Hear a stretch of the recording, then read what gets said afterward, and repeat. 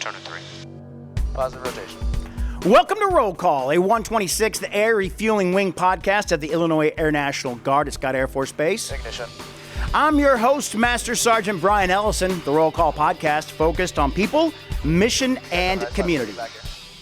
Our guest this week is Doc Avery from the 126th Medical Group. He tells us how an orientation flight convinced him to sign up for the Guard, and he also tells us that, well, you'll find out what a real flight surgeon does, not what I thought it was. And coming up in this week's Look Around the Air Force, Thor is here.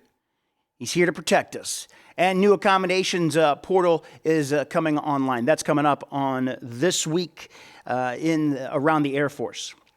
Kids on Guard is coming up this summer. It is less than a month away now. June 28th, kids of the 126th will be able to experience an age-friendly adaptation of the military, and registration is on now. I'll have a link in the description. Once you've registered, you'll receive a confirmation email. You can register for Kids on Guard. The registration is closing on June 6th. The 126th Military and Family Readiness is still looking for volunteers. You can email them at 126ARW.AFR.mailbox@us.af.mil.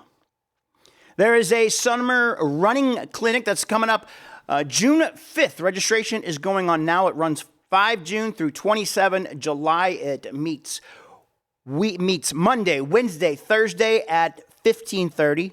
3:30 for some of you.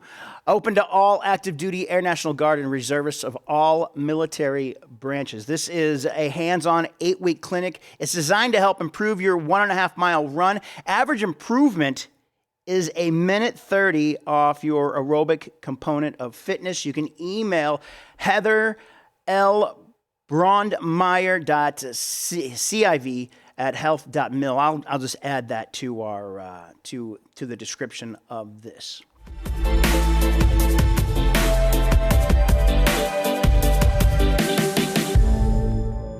A team from the Air Force Research Laboratory put the Thor system through its paces, taking down multiple drones in a simulated swarm attack during a recent demonstration at Kirtland Air Force Base, New Mexico.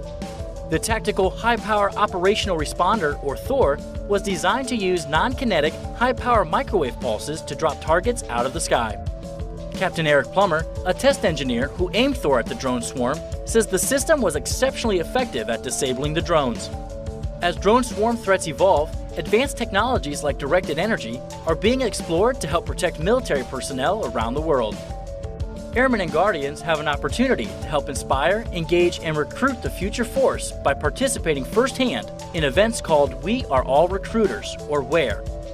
At WARE events, potential applicants or influencers have direct interaction with Air and Space Force personnel who educate and increase public awareness that could provide leads for recruiters.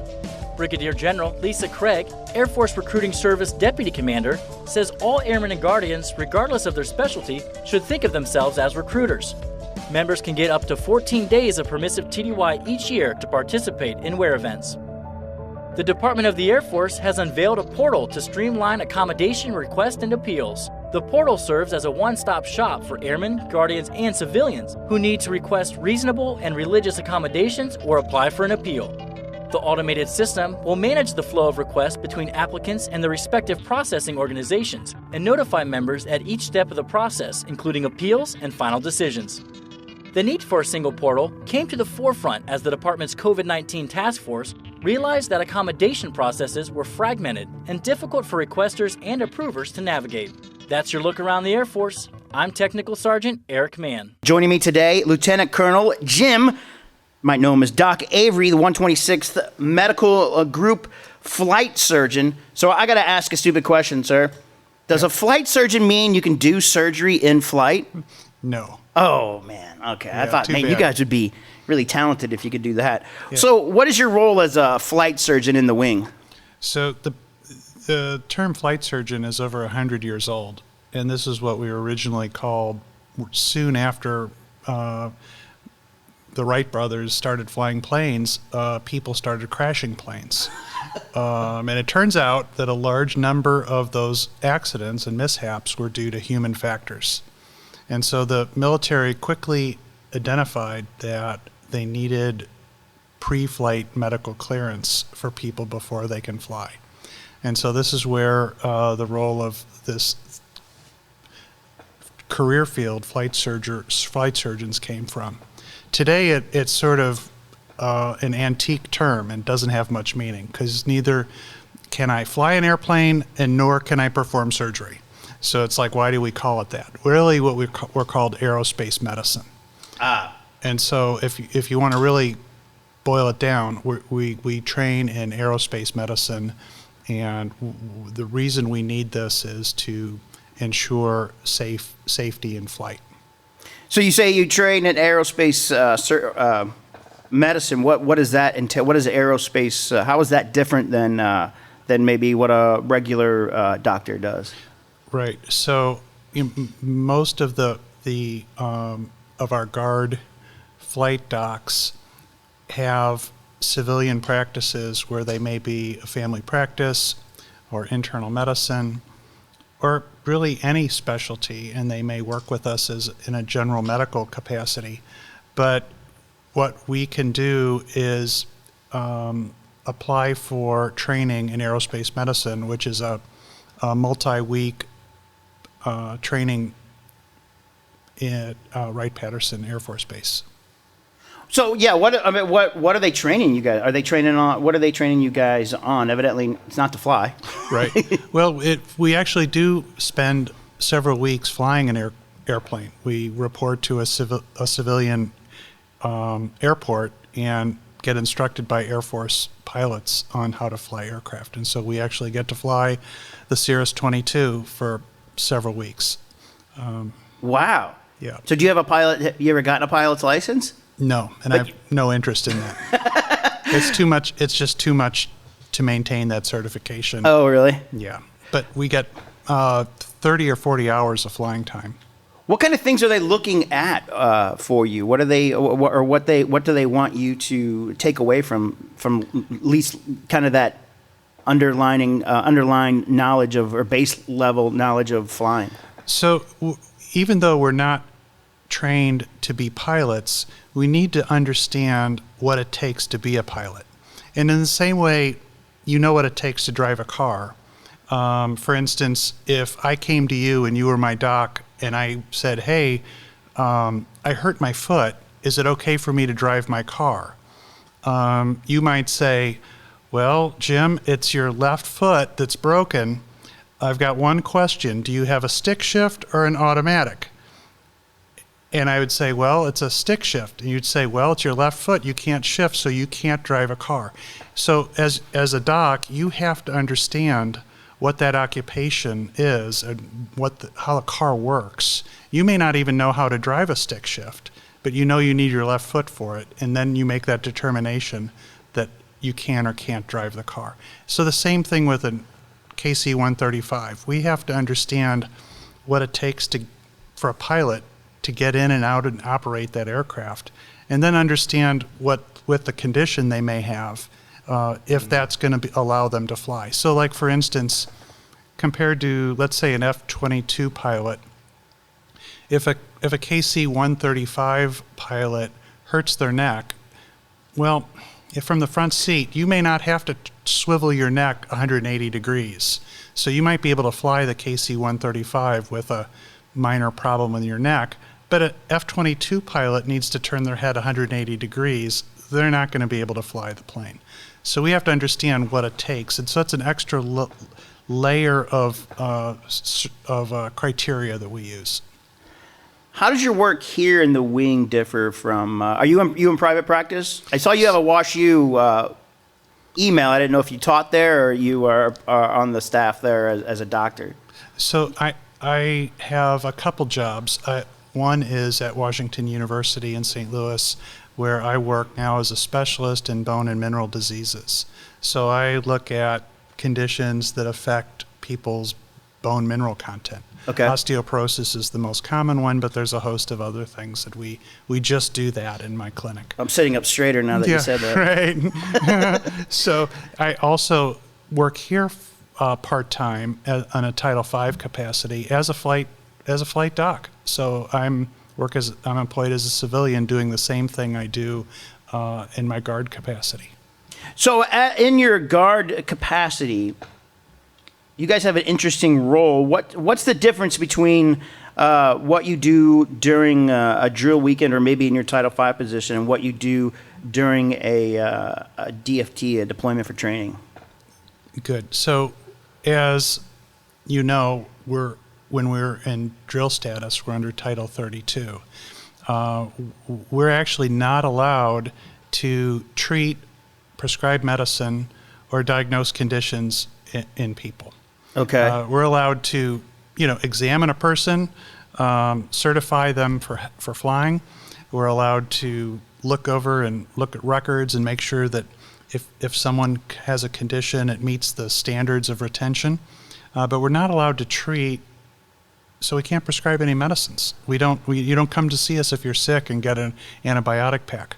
But when we go on DFT, that's when we get assigned to a hospital, an MTF, and we can actually treat patients. So this is important training for us to be able to navigate and work in a military treatment facility. So is that what you guys, when you guys are going to Hawaii soon, is that what you're going to be doing then? Correct. So I'll be assigned, me and the other docs going in a primary care clinic, and we'll be probably seeing either active duty service members, dependents, or retirees. And we've done that before in other DFTs, and so this fills a need, and we can take care of a lot of backlog patients that a lot of the MTFs haven't been able to get to.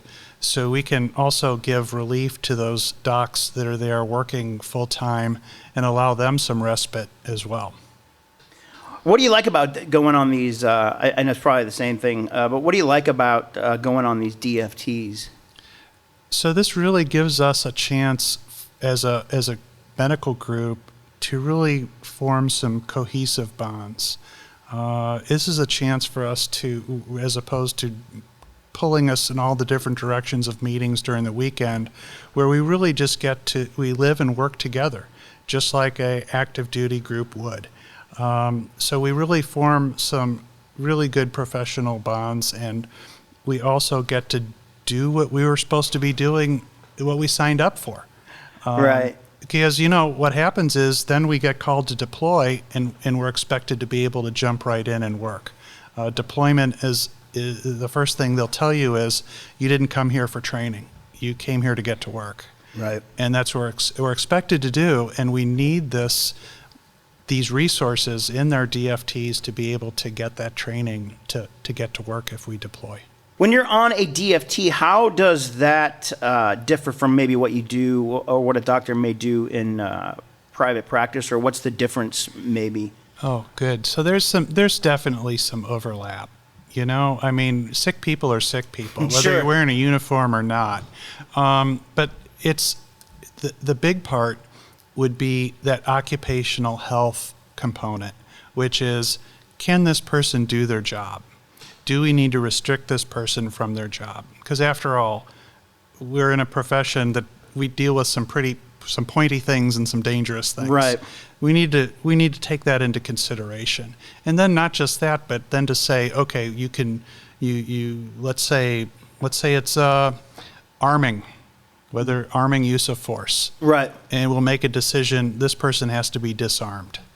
And then, as opposed to like in the civilian world, you'll say, take this medicine, and if you get better, we don't need to hear back from you. Right. Well, when it comes to a lot of these disarming or flying, we need to see them back even when they're better so that we can make a decision to return them, whether that be to flying status or arming use of force. What inspired you to become a flight surgeon or to join the National Guard? That's I've got short answers. And I'll take. I've got long answers. I love long answers. So I mean, they long answers are the more entertaining ones. Okay, so some people just want the short answer. No. And that's real easy. Patriotism. Sure. Oh, okay. Okay, but the long answer is goes back quite a few years, and a former navigator, Lieutenant Colonel Hodge, Okay. was a civilian pharmaceutical rep who came by my office one day, and I was honestly kind of beaten down and exhausted, and he came back and he said, "Hey, I left you some samples of these medicines. Why don't you prescribe it for your patients?" And I'm like, yeah. Whatever. And he said, "Hey, I'm a navigator on a KC-135, and we're having an incentive flight for doctors who might be interested." And I said, "Look, first, I'm old. Second, I'm not joining the military. I'm not interested. But third, yeah, I think that sounds really cool, and I'd like to go fly on an airplane if you're really offering it." So this then fast forward, after filling out a bunch of paperwork and giving a lot of information, I showed up over here on a cold day in 2009. And we go through a pre-flight brief. We met with then Colonel Nizamis, our wing commander. We met with Colonel Jonathan Baining, who was the med group commander. Sure. I met Colonel Compardo, my current med group commander. And I think there were about 20 docs. And we got all ready to go in pre-flight, and we get out to the airfield, and someone drove up or made a radio call and said, "Sorry, the flight's canceled." Oh. Yeah. And everyone, darn it, what a waste of time. Right. And we're like, "Well, why is the flight canceled?" "Well, they closed the airport because we were receiving the remains from people killed in action." Oh, wow. So suddenly we're all, disappointed that our day is spoiled. But these other people's day was really spoiled. Sure. And so I kind of did some soul searching on the drive home, and it was interesting that everyone apologized. And at that point, I thought, you don't need to apologize for that at all. We got invited back, and we took a flight. We got off the flight, and I basically went up to Colonel Baining and said, "All right, I'll do it." Really? But Colonel Baining said, "You'll do what?" He didn't know what I was talking about. He said, "Wait, a recruiter hasn't talked to you yet." Like, I don't want to talk to the recruiter. I mean, I will, right, but I don't need any convincing. This is what I want to do. And so that's how it sort of happened. And pretty much like the next few weeks, I came out in this building at Building 5000 and raised my right hand. You're kidding. So what, how old were you? 46. Wow. Was there any other doctors that joined with you, or were you the only one? So this is sort of very curious. When the Colonel Hodge came to meet with us, I was working with Dr. Mark Gregory. Okay. And he came over too.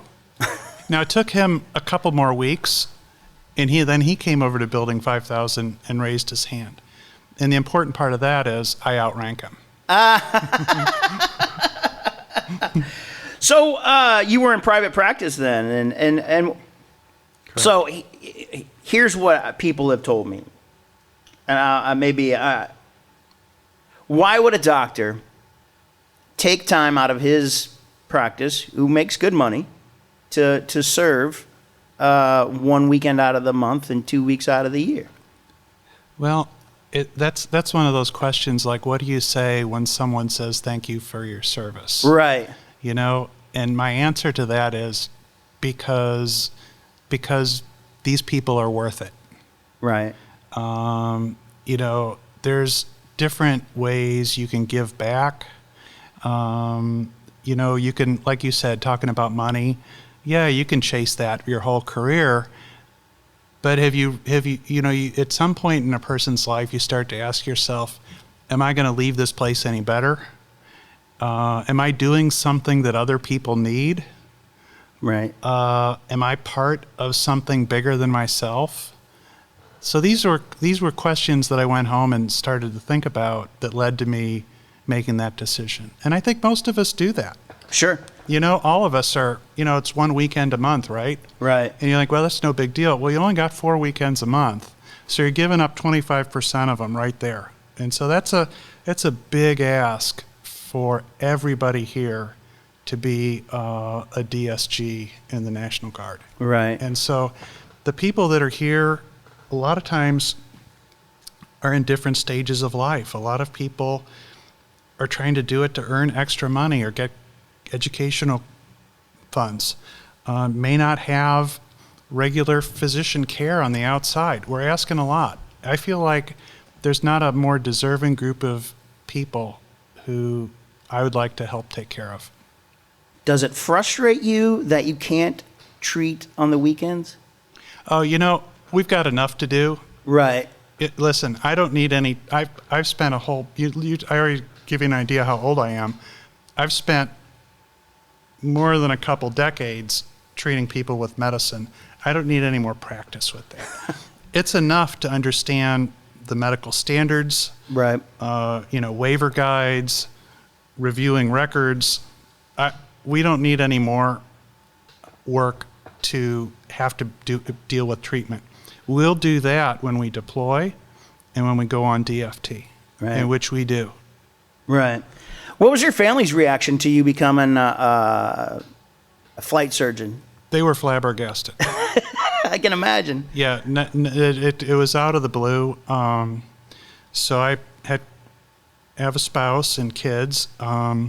We made it work. That's cool. We made it work.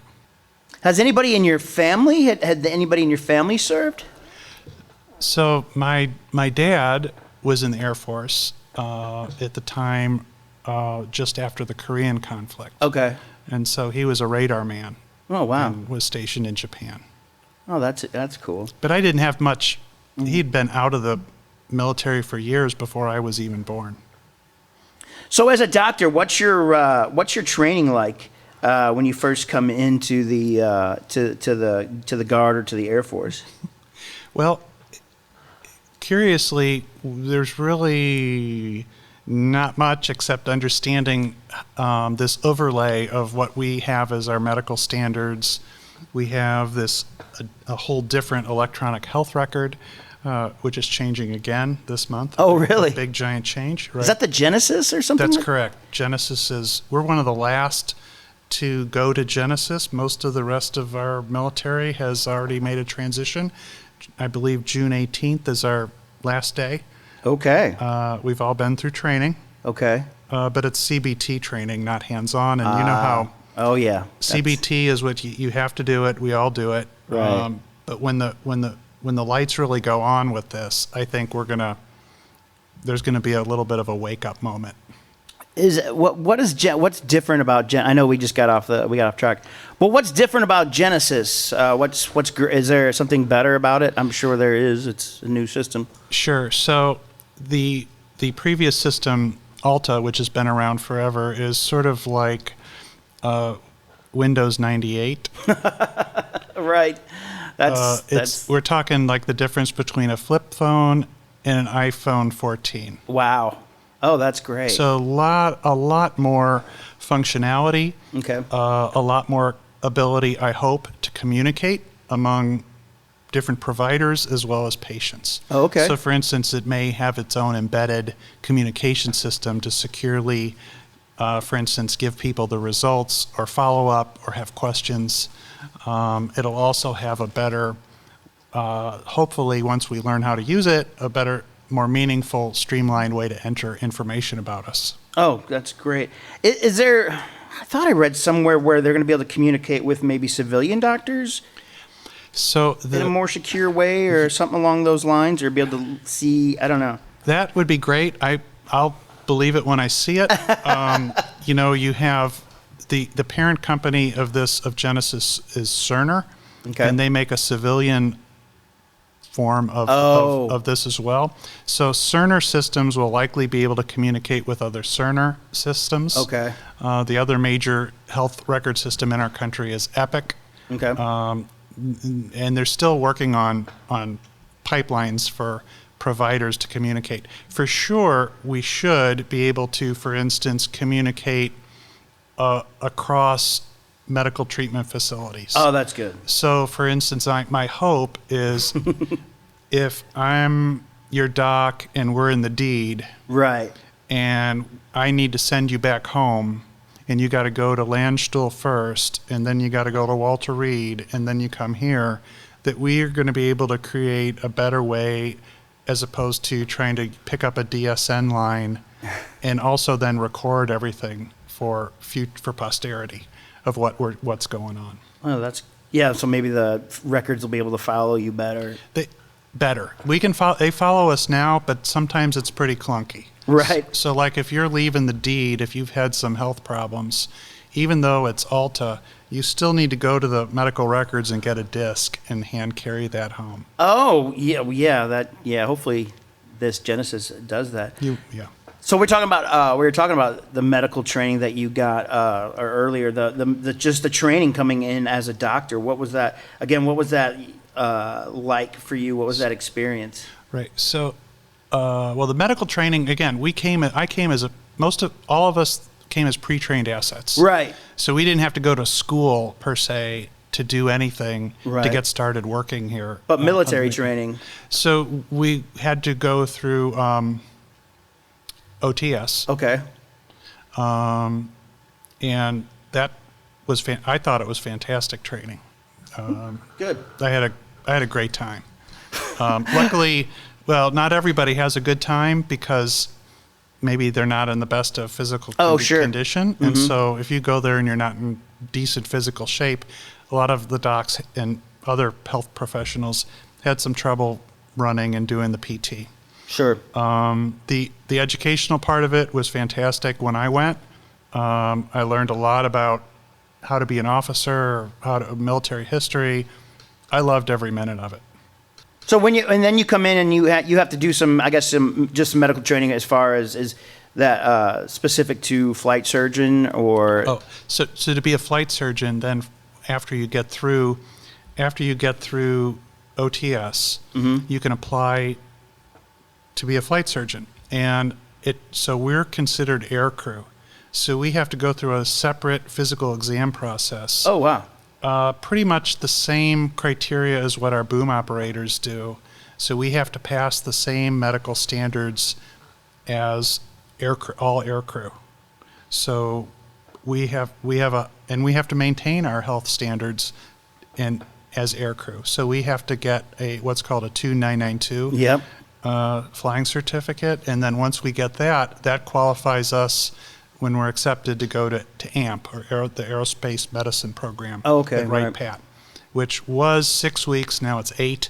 And we go and stay and Learn that. the flight and all that stuff. That's what is it? How often do the pilots have to go through their exams to fly? Right. So all air crew must have an annual flyer exam, and that includes, filling out the PHAQ online, right. like we all do. Right. Do the mental health. Usually, what the flight surgeon does the mental health portion themselves. So as opposed to the telephone thing, Right. we do it in person. The air crew has to go get audiogram, and they have to see the optometrist, and all that's got to be good. Then they have to have vital signs, Okay. sometimes lab. If you're old like me, you may need an EKG. Oh. Yep, and it's got to be good. And then once all that's done, which takes honestly, several hours. Sure.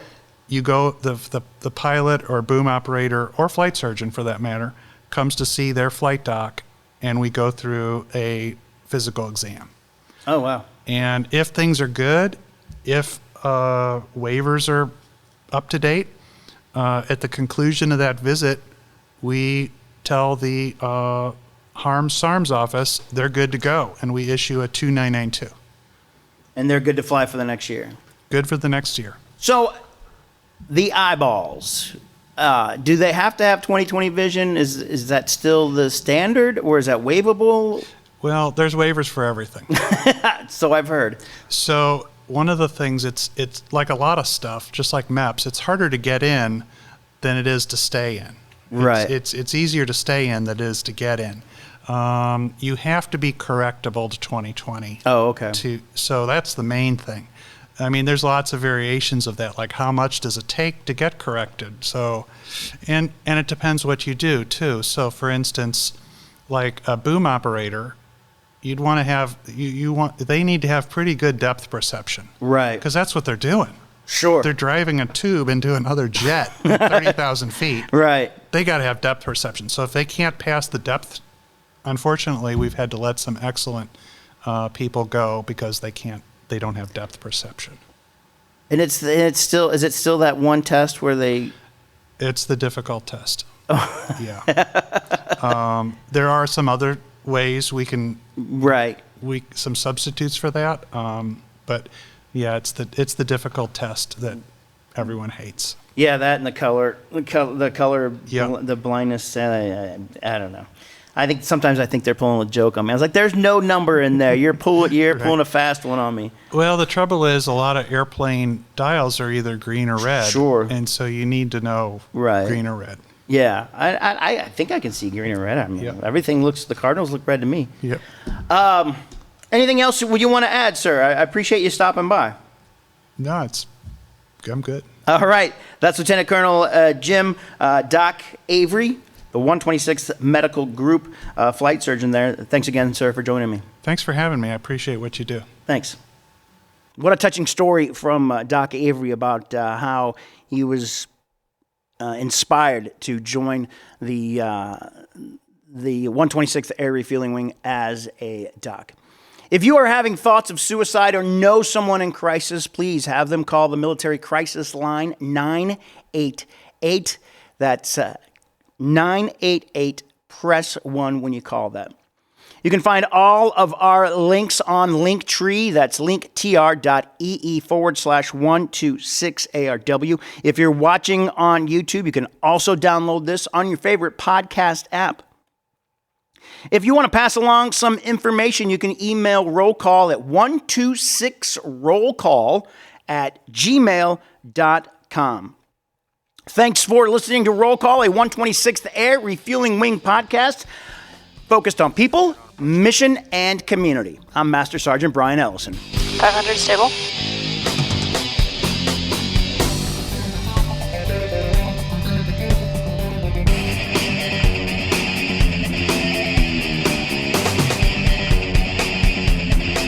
$100.